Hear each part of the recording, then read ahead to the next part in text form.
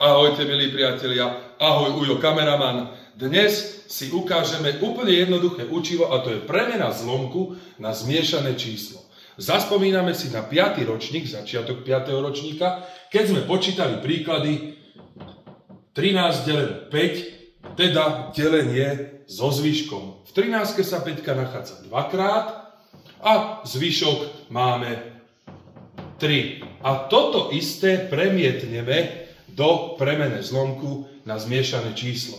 Takže dajme si 13 petín a znovu sa pýtam, koľkokrát sa v 13 nachádza 5, nachádza sa dvakrát, zvyšok máme 3, trojku dáme do čitateľa a 5 len odpíšeme. Podobný príklad si môžeme dať 15 sedmín.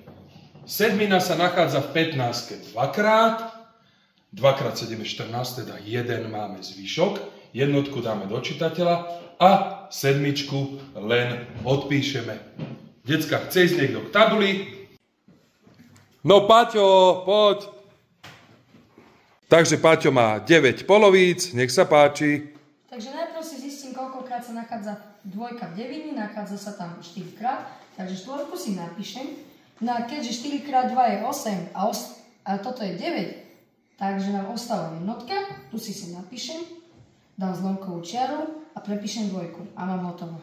Výborne, môže si sadnúť, takže výsledok je 4 a 1 polovica. Dobre, kto ide ďalší? Dušan, no poď. Dušan má 5 tretín, tak poď na to. Je 5, koľkokrát sa mi nachádza trojka, to je 1 krát, zvyšok je 2, napíšem zlomkovú čiaru a odpíšem trojku. Výborne, super, takže 1 a 2 tretiny môže si sadnúť. No, milí žiaci, dúfam, že ste učivo pochopili. Čo to je? Čo tu je? Tu niekde pes? No, to je môj Dumčo, on chodí sa mňa do školy.